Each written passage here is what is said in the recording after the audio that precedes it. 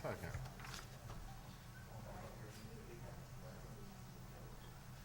Usually you start this way. Good evening. I'd like to call the meeting to order. May I have approval of the agenda? Second. All those in favor? Aye. And those opposed? John, could you please lead us in the Pledge of Allegiance? Joe, please rise. I pledge allegiance to the flag of the United States of America and to the republic for which it stands, one nation, under God, indivisible, with liberty and justice for all. Thank you, John. Let's move forward with announcements. Mark Rand, could you lead us with announcements this evening? Sure. We are excited to announce that the recent release of advanced placement test results from the spring of this year shows our students once again scoring above the global norms. This year, 201 students took a total of 264 exams, with the total number of students receiving a 3 or higher exceeding the global pass rate by 3%. In addition, 27 students have been honored individually by the College Board for outstanding performance on multiple exams. As an College Board auditor said of Beloit's program, which now has 23 AP course offerings, it's one of the best AP programs we've seen. The first day of school this fall will be September 3rd. For registration details, school supply lists, immunization updates, and more, visit our Back to School link found under our announcements section at www.beloitschools.net. To register, students must be enrolled in school. New students may be enrolled through the district's centralized enrollment office, Mondays through Fridays, 8 a.m. through 3:30 p.m., or by special appointment. New this year is all-day 4K and expansion of the dual language immersion program, now available at Todd School, in addition to Hackett and Robinson schools. Summer school ends July 31st, and we thank all those involved with our summer school, book drives, and summer feeding programs.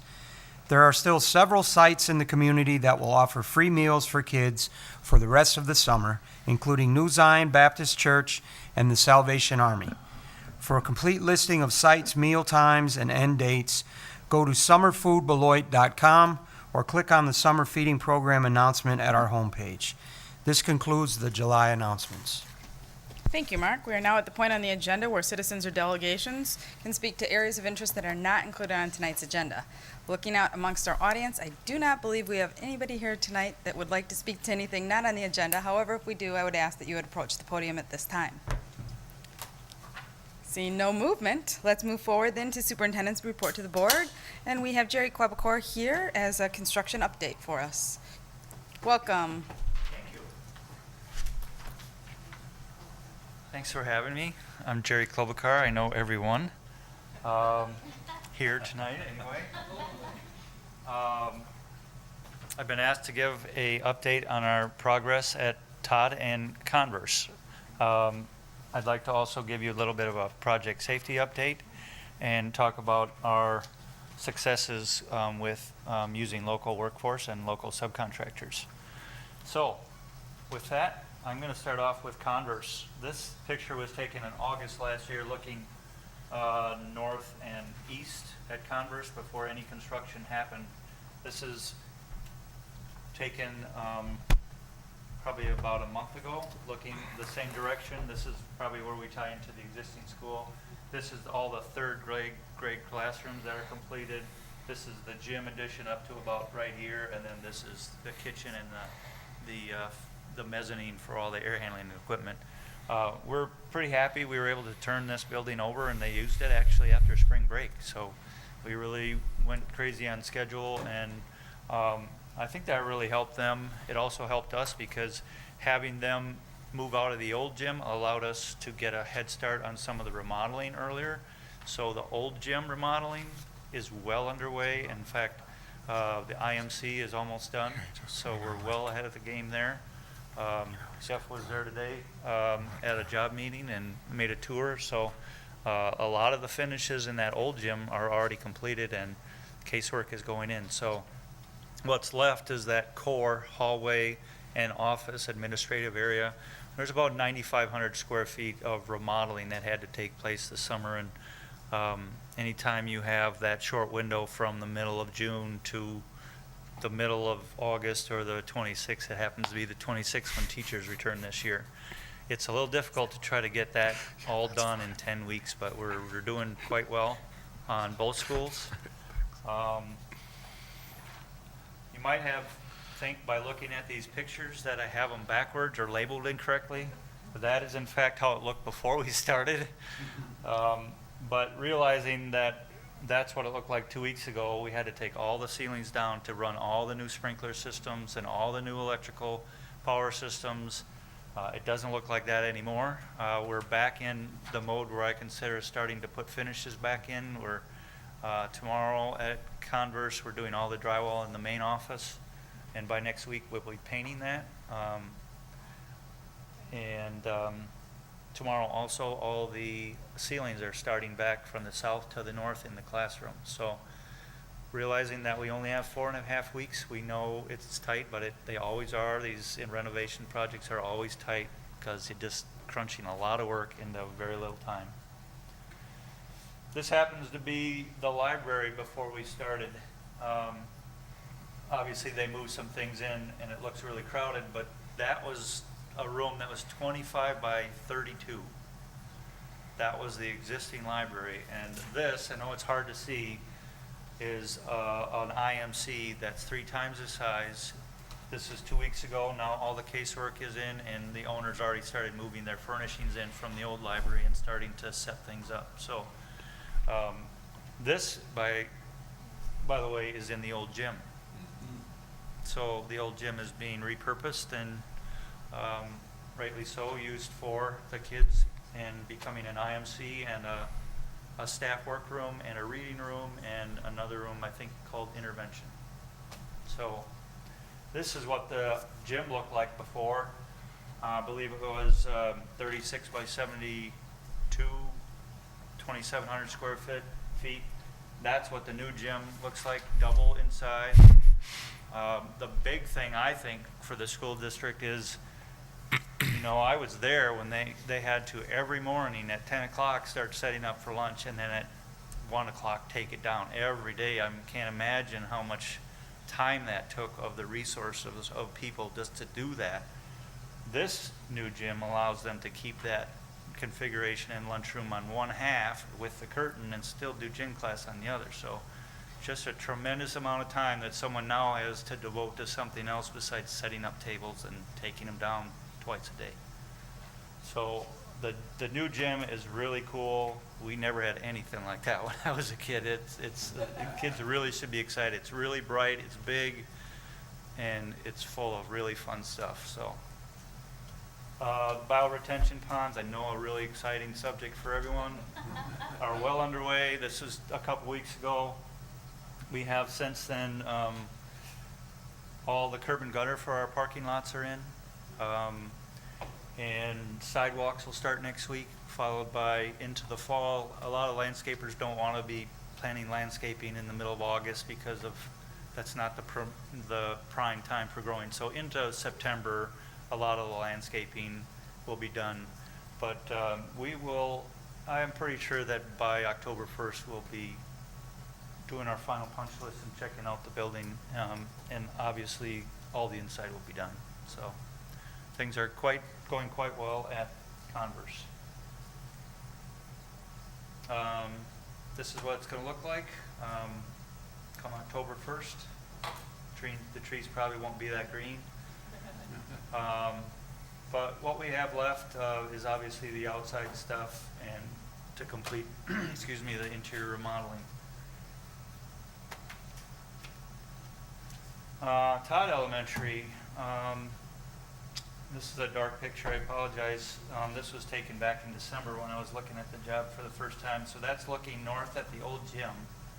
This is a little bit different angle, but really there's 2 additions going on at Todd. One is totally east of the existing building and kind of on the northern half of the lot towards Collie. And then there's a smaller addition. This is a 2-week-old photo, so if you went there today, a lot more of this standing masonry, and the masonry for all the interior classrooms on the upper floors is all done. And this morning, we poured the gym floor, and tomorrow, the gym roof goes on. So, progressing very well on that project on the outside. This is the other addition, the courtyard addition is what we call it. This is the only one-story addition. The roof structure has been put on since this picture was taken, and next week we'll be, pouring the floor slabs. This addition and the addition, we realized there's no way we could have this ready for this school year to start in September. But our goal is we really have to have the roof on to get the air handling units, because the air handling units supply all the air for the renovated spaces. So that's our push over the next couple weeks, is to get the roof on, not necessarily the addition done. We'll push it obviously to get it done, but it's not going to be done by school. If you've been to Todd, you know that the old entrance was on the southwest corner of Todd. The new entrance will be in the other vestibule. Having been there, this vestibule was rarely used, and in fact, I saw it used as a reading room on occasion when it wasn't too cold. Teachers were taking kids into the vestibule and one-on-one having teaching, reading, reviewing their reading. So since then, this is becoming a new entrance. All the drywall that you see stacked here is all on the studs now, and it's taped, and tomorrow we are doing all the texturing, and Friday and Monday the painting starts. So the main office and everything is well underway, and shouldn't have any problem completing that by the time, though Melody wants it next week. I told her it's not next week, but we're close. It's going quite well. The gym, like I said, is that panel went in on Monday, and again, the roof is going on tomorrow. So things are going quite well. Next week, the whole north side will be torn up. Rock Road is going to be starting to put in all the curb and gutter. The transformer is going to be set this Thursday, so things are falling in place. I think next week, both the water services for the fire protection and the domestic water will be brought in.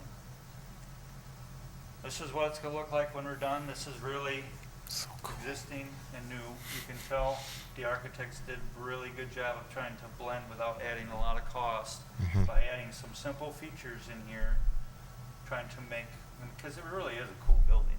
Todd is a really architecturally pleasing building, and just adding some simple features and some reveals, I think they've done a really nice job of trying to make the new tie into the old without adding a lot of cost. Not easy to do. Project safety. We're up to 277 days without a lost time injury on Converse, and 97 days on Todd with no lost time accidents. We have had on both jobs monthly inspections, and I certainly have with me, and Jeff gets them from me. But I have a 17-page report that I give every month on every school that goes through line item by line item, what's been looked at, what violations or potential violations we would have had we had a real inspection. So anyone wants an email or anything like that, I'd be happy to send them out. I'll only send the good ones. There's some really good ones. Local workforce, I know everyone tosses different mile markers, how far away. If I was to do only 53511 addresses, my percentages wouldn't be high, but, we're given a lot of latitude. We have some subcontractors that are really in the town of Beloit, but not the city. And where do you make the line? So I chose 10-mile radius from downtown to come up with these. And I think having anything over 50% is really good. And on behalf of all those subcontractors, thank you for the work. We really appreciate that we were chosen to be involved. So appreciate it. That's it. Any questions? John Acom. Jerry, you guys are going great. Do have one question. Sure. The bioretention ponds over at Converse. Yes. It seems to me that they might be a potential safety hazard. kids falling in or something? Are we going to have fencing around them or anything like that? There is not a plan for fencing. Now, you have to realize that they're not going to be full of water year-round, and really, those are going to fill up with water, and their purpose is to slowly filtrate the water and let it become groundwater naturally. Instead of sending that water to the storm sewer system and having to deal with it, or sending it into the river unfiltered, this is a nice way of doing it. So in extreme rains, you're going to have those full for short periods of time until that can naturally drain in and be filtered and become somewhat clean. I can't tell you how clean it's going to be as it gets through that, but I mean, there's a good reason for it, I think. We have discussed the fencing, and I think the thought was to kind of have a wait and see, how many times a year does it fill up and for how long. I'm sure in the winter, if you had one of those thaws in December where it temporarily thawed and then it rained and then it froze, you'd probably have an ice skating rink for a little while. I don't know how you can control that, So I think, I don't know where it's landed, but we have discussed it. Right now, there is no plan for fencing. I think it's kind of taking a wait and see attitude. That's the way I remember it ending in our conversations. Thank you. Sure. John Winkelman? I had the same issue, so I'm trying to, we have retention ponds on campus. You've been part of putting those in, and Yeah. I'm assuming they're somewhat similar, because we hardly ever see actual standing water in them. Occasionally you see it, but Right. most of the time There's it's... an overflow drain, so when Yeah. they get to a certain height, Okay. so they can never get to a depth that, I don't know what that depth is off the top of my head, but I know that it wouldn't be over my head, and by no means. I've seen the top of the manhole. So after a point, the excess water does go into the storm sewer. It's just trying to get some of that water just to go through a natural groundwater and filtration process. I think the other question would be at some point, and maybe it's Jerry and Jeff or somebody together that can work with the science and the environmental and the ecology people at the school to talk about studying that question, right? I mean, it'd be a great opportunity to study groundwater, where it goes, what happens, why we have this pond, where it comes from. Even the filtration media. Mhm. I've learned there's a company that's called Purple Cow that makes this filtration media that I have never heard of, and they're providing what they call the engineer filled that actually does the filtering. So, it's been a learning experience for me to learn about what engineered soil really is. And it seems we all have questions on those bioretention ponds. Then the question I have is not necessarily when it's filled with water, but when it's empty, are there embankments, or are there concrete structures that are elevated from the ground at all, that if somebody were to fall into or roll down the hill could become a potential So hazard? they're all covered. Okay. And I guess the only reason I'm asking is because we didn't have a fatality, the city of Beloit did, at the Walmart retention pond a year ago.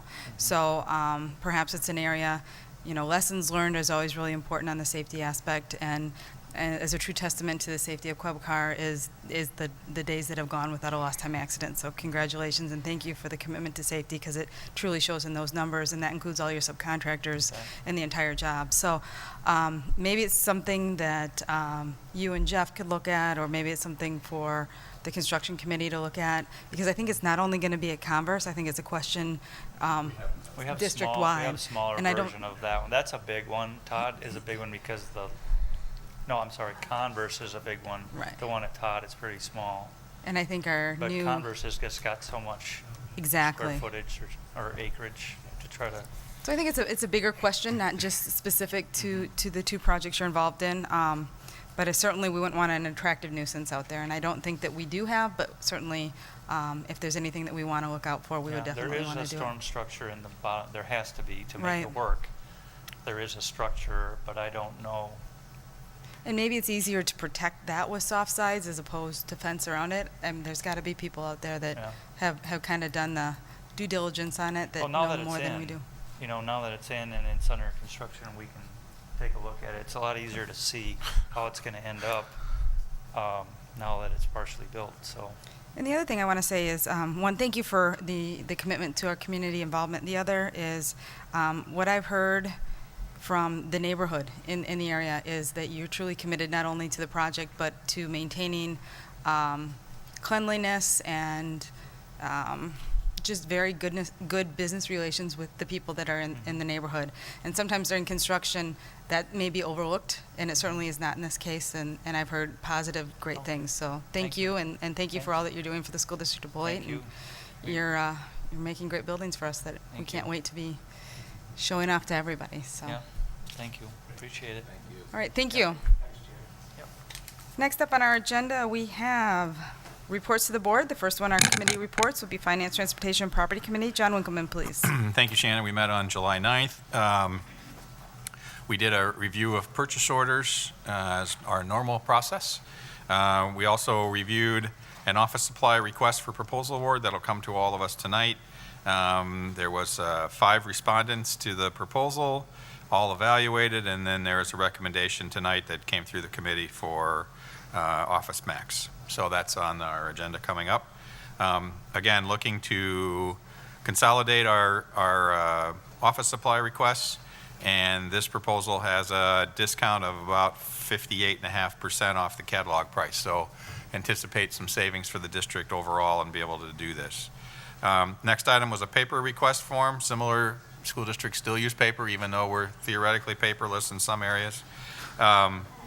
So again, trying to look for a way to save money and buy paper in bulk and be able to competitively bid that. There were competitive bids. And again, there's a proposal for approval for Office Pro. The committee also reviewed and talked about our membership in equity and funding, and we move that to you for approval.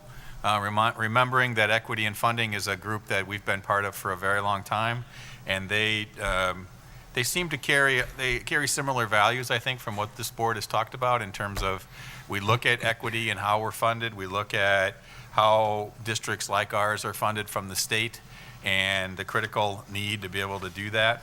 And particularly thinking about the conversation we had that included things like the funding that is now kind of coming out of the state that is not moving to particular school districts, but rather categorical aids that are moving to everybody.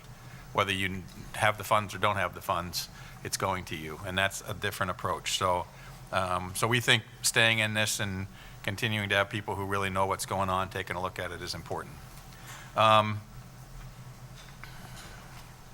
So number 8, we backed off out of an insurance request proposal. I think that was talked about before.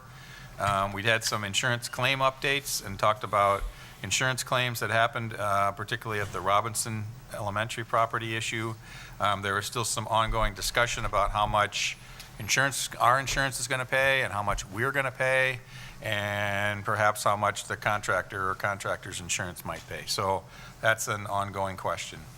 At this time of the year is often a time when we're able to move funds into the OPEB trust. And so this was an authorization, and we'll look at it tonight so we can do that, to be able to move additional funds as available. Janelle was going to be able to look at that to see if there's any additional funds available to be able to move those into OPEB at the end of our kind of fiscal year. And the state allows us to do that in the month of July, I think, right? So that's what we would have to do. And then we talked a little bit about potential voucher cost implications. Again, a little bit early to do it, but it was good to get a handle on things that it might impact us and how this might play out. So still too early to know kind of actuals, but the committee had a good wide-ranging discussion. An additional purchase for us to review was keypads for Skyward that merges with Skyper, that allows people to punch in as opposed to having to do paper time cards, again, saving money and efficiencies.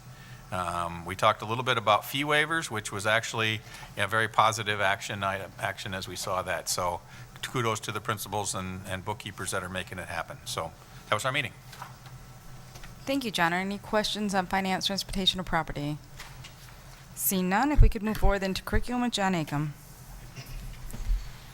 The Curriculum Committee met on July the 9th, And we started out talking about grant applications that we've made, grant opportunities, new funds, and so on. And we have a number of things going, and we'll be talking more about them a little later this evening in the meeting. What's interesting, I think, to me is at the Summer Education Conference that was just recently concluded, one of the outside speakers indicated that approximately 1/2 of all educational grants in the United States each year go unawarded. And while I have no independent way of checking that and pinning it down to an exact number, and recognizing that probably some of those grants are ones that we would not want for a variety of very good reasons, nevertheless, it's obvious that there is a tremendous amount of opportunity in the area of grant writing, and we have a grant writer who's going after them, and we continue to be very excited about that as we continue to look at alternative ways of funding some of our great programs. We talked about the Porter Scholar Program over at Beloit College. The Porter Scholar Program has been around for a number of years, and it allows students who are in the top 10% of their class to take a course at Beloit College. And this is an actual college course with actual college rigor and actual college students and actual college professors. It's the real thing, and they're expected to perform. And every last one of our Porter scholars got a C or better, so they did well. And it's a great program. It exposes kids to a college atmosphere, and in turn, it's also a good program for Beloit College because it allows Beloit College to get a little better acquainted with some of our best students, and their hope, obviously, is that some of those kids will wind up as students at Beloit College. We also approved materials for an advanced placement world history program that we had previously approved. And again, I'm going to try very hard to find the time to sit in on one or two sessions of this class, because the whole concept of world history, I mean, it's from the beginning to now and everything in between, the whole globe, all in one semester. I just got to see how they do that. But I have great confidence that they will do that and do that successfully. And finally, we have another new program which will start in the middle of the school year. It'll start in January. It's called Night Choir. And we saw a tape, a DVD of the night choir at New Trier High School in one of Chicago's northern suburbs. And what this is a choir where cognitively disabled special education students and regular students work together as choir buddies, one-on-one, and they get together and they sing, and the result is extraordinary. It's an extraordinary opportunity for our cognitively disabled kids. It's an extraordinary opportunity for the other kids who participate. It's a marvelous way for the high school to demonstrate the fact that all of our kids have potential. It's a really exciting program, and I'm really looking forward to seeing this thing launch, and I'm sure that one day at this meeting, when public announcements are being made, you'll hear an announcement of their very first public concert, and I don't know when it'll be, but whenever it is, I urge you to go. And that concludes the report of the Curriculum Committee. Thank you, John. Any questions on curriculum or instruction? Seeing none, Nora, could you help us out with policy and personnel, please? The Policy and Personnel Committee met on June 25th prior to the business meeting to discuss personnel recommendations and make motions so that we could carry it over to our business meeting. We also met on July 9th, and in the July 9th meeting, we covered several first reading, second reading, and review policy, and we reviewed some policies. A couple of them that are coming up tonight that might have a little more discussion is the revision of the Code of Conduct violation for computer misuse. That will be a second reading. And a new policy we are looking at is the athletic and activity policy, which is really an athletic and activity code. We've always had an athletic code, but we are now integrating some of our activities, or actually all of our activities, and we're trying to work through this new policy. You'll hear a little bit of that later on tonight. Then for second reading, we're just kind of cleaning up those policies as has been mentioned before, and some of those policies have to do with the structure of our, not necessarily the structure of our committees, but just cleaning up some of the wording in our curriculum committee and policy and personnel committee so that it reflects more of what we actually do. Then we will also be discussing the fund policies on the, I guess, voting on policies for the fund balance tonight, and purchasing and bidding requirements. And then again, we'll be looking at some personnel recommendations for tonight.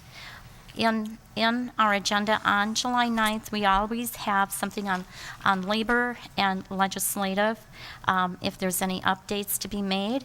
And there was only an update to be made on the labor portion of our agenda, and we were told that the employee handbook will soon be on the website. I didn't check today, maybe it is there. That might be of interest for some in our viewing audience to look at that. Other than that, I'll entertain any questions. Thank you. Any questions for Nora? Seeing none, let's move forward. Then. Move approval. Second, discussion? Seeing none, all those in favor? Aye. And those opposed? Motion carries. Approval of minutes of previous meetings? I'm sorry, those are That's- consent ones. I move approval of the donation from Sally Tuck for, with gratitude for a 2001 PT Cruiser for the current Tech Ed program. Is there a second? Discussion? Seeing none, all those in favor? Aye. Those opposed? Motion carries. I'd move approval of the office supply request for proposal and the paper request for proposal. I would second. Discussion? Seeing none, all those in favor? Aye. Aye. Those opposed? Motion carries. Next up is Association for Equity and Funding membership. I would move approval of membership. Discussion? Second. Thank you, John. Seeing no discussion, all those in favor? Aye. Those opposed? Motion carries. Insurance request for proposal update. This is, I believe, a removal of the request. Move approval. Second. Discussion? Seeing none, all those in favor? Aye. Aye. Those opposed? OPEB trust transfer. Move approval. Discussion? Seeing none, all those in favor? Aye. Those opposed? Motion carries. PO over 25,000 for SBAI. Move approval. Second. Discussion? Seeing none, all those in favor? Aye. Aye. Those opposed? Motion carries. New fund development opportunities. Move approval of the new fund development opportunities and the new grant funding awards. Second. I and J. Discussion? Seeing none, all those in favor? Those opposed? Advanced placement world history instructional materials adoption. Move approval. Discussion? Seeing none, all those in favor? Aye. And those opposed? We're at night choir new course proposal. Move approval. All those in favor? Aye. Those opposed? Motion carries. Thank you. Next, revision of code of conduct violation computer misuse for second reading. Move approval. Discussion? The only thing that I wasn't comfortable with is the last line, as I indicated at committee meetings for serious misuse, that reads, "This section also covers conduct in the category of inappropriate use that is of a serious nature." For me, that's a bit ambiguous, but I do appreciate all the time spent in revamping this code of conduct and the language, and I think it truly fits the needs of the district. So while I'm not comfortable with that one last sentence on serious misuse, I want to say thank you to everybody involved in I want to say thank you to everyone involved in the revision process. Any further discussion? Seeing none, all those in favor? Aye. Aye. Those opposed? Nay? Motion carries.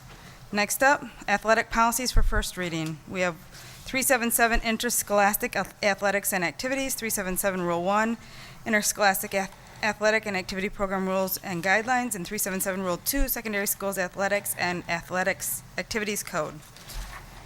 These are all for first reading. Move approval for first reading. It's been moved and seconded. Mr. Stiles, did you have anything? I see that you're with us this evening that you wanted to add or clarify. Any questions or concerns or discussion? See none. Again, great effort. This is a big one to tackle. There's a lot of idiosyncrasies, and I think you have your first code meeting coming up tomorrow night already for the school year.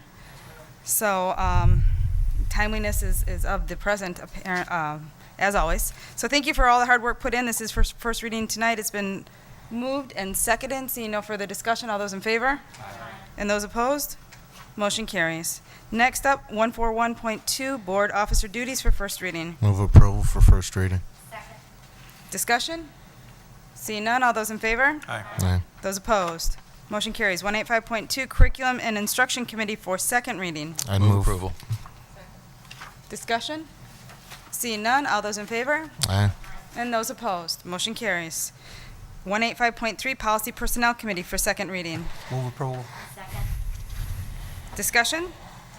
Seeing none, all those in favor? Aye. And those opposed? Motion carries. We're at School Age Parent Program for second reading, both 342.71 School Age Parent Program and 342.71 Rule 1 School Age Parent Program Guidelines Deletion. Move approval. Second. Discussion? All those in favor? Aye. Aye. Those opposed? I would. Motion- oh. Motion carries. I would move approval of 662.3 fund balance for second reading, 672 purchasing for second reading, and 672.1 purchasing bidding requirements for second reading. Thank you, Michael. Is there a second? Second. Discussion? Yeah. John Winkleman, please. So while I think what we're doing is good, it is interesting to note that those people that make decisions to the north of us are able to do no-bid contracts on all kinds of things, sales of buildings even. So if that's the model we're to follow, I guess I'd like to know that, because we certainly could simplify our lives. So perhaps it's a legislative question that we should ask our legislators that went through that process and approved it, just because this is a lot of work. That's right. That is not a lot of work. So it'd be good to know what we should be doing. Hear, hear. Thank you, John. Anybody else? Seeing none, these three are for second reading. All those in favor? Aye. And those opposed? Motion carries. We have personnel recommendations. I ask that you look at the revised personnel recommendations. I'd move approval of revised Exhibit A. Thank you. Any discussion? Seeing none, all those in favor? Aye. And those opposed? Motion carries. Next item is items for discussion. Are there items of interest for consideration at future meetings? Nora? I'm just wondering if we could discuss our committees for the naming rights and the retiring of schools. I know we've talked a little bit about it, but maybe just an update as to where we are. Okay. And then an update for where we are with Rice School, because we've talked a little bit about that. And then just at some point in time, discuss our relationship again with the letters of intent with Central Christian and Beloit Health Systems. I don't think we've ever really talked about that, though we do have letters. All right. And do you want that last conversation at a full board meetings, or would it be amenable to have it at a construction update meeting where everybody is invited to? That would be fine. Okay. Outstanding. Any other items for future consideration? John Winkleman. I think at various times we've talked about what it takes to graduate from Beloit Memorial, and I would like a board conversation about what each of the seven of us think should happen. So I think, things like, should there be a test to get out of Beloit Memorial? Should there be something that says we know students are ready for whatever part of the real world they're moving into? So. And I'm just going to throw that out there. It sounds to me like that might be an outstanding topic for a board workshop, but Maybe workshop 2? maybe workshop too. I think that's long overdue, and I think that I've heard that from several board members for quite a while. So definitely, and I think that we need to consider perhaps as a workshop, because that's a pretty big, big vision item. So, anybody else? Seeing none, I guess we're at announcements of future board meeting dates. First, we have committee meetings, which will be held on August the 13th. That will include finance, transportation, and property, curriculum and instruction, policy, and personnel. And our next televised business meeting will be August the 27th. And unless there are any objections, we shall be adjourned. Seeing none, we are adjourned. Thank you. You're gonna get rid of the whole thing, huh?